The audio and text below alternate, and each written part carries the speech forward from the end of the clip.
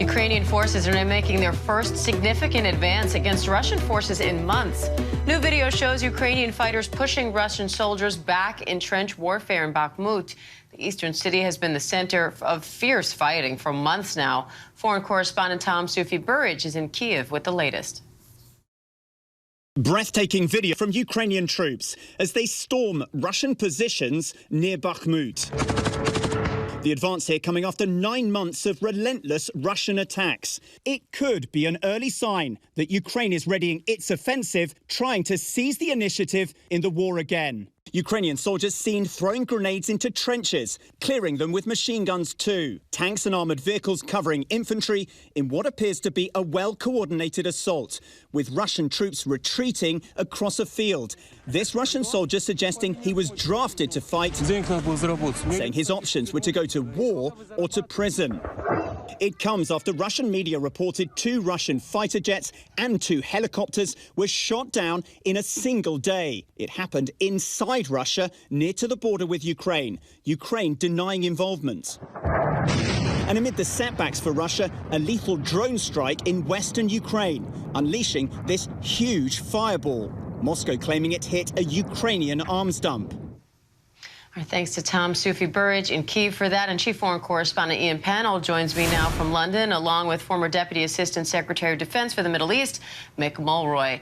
Ian, President Zelensky met today with British Prime Minister Rishi Sunak as part of a multi-stop Euro trip. What are the key takeaways so far?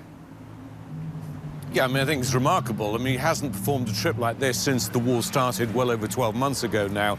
So first of all, there was a scheduled visit to Italy. He met with the Pope and with the Italian Prime Minister. And then there were a whole series of technically unscheduled stops. The Germans sent a plane for him to fly him to Berlin, where he held meetings. Then the French sent a plane to invite him to Paris for dinner with President Macron. And then, as you say, he appeared here kind of by surprise, apparently this morning.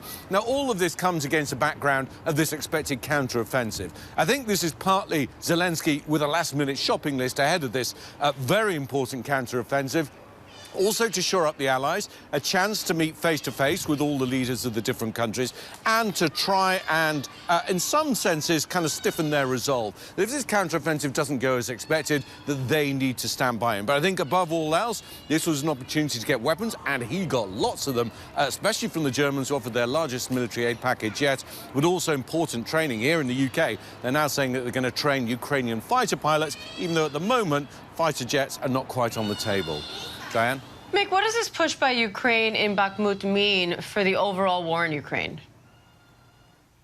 Well, Diane, I think it is showing right now that we're seeing the initial shaping operations that go into the counteroffensive itself. So they're trying to take the initiative. They're undoubtedly looking for seams and gaps within the Russian front lines. And any territory, quite frankly, that's being taken in Bakhmut, and I've seen up to 10 Russian positions have been seized, is significant because that has been a battle that has been waged by the meter. So it is significant, and I think we're seeing the early stages of the counteroffensive in the form of these shaping operations. And how important is it for allies to see success on the battlefield? Yeah, I mean, I totally agree with Mick. I think these are shaping operations, and this is absolutely critical.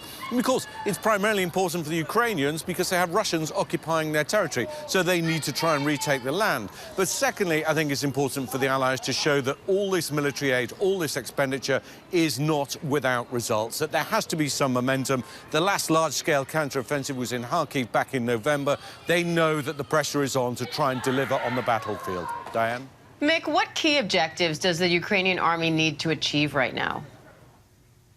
So right now, before the actual counteroffensive kicks off, they're going to be doing intelligence preparation of the battlefield, trying to find those seams and gaps I just referenced.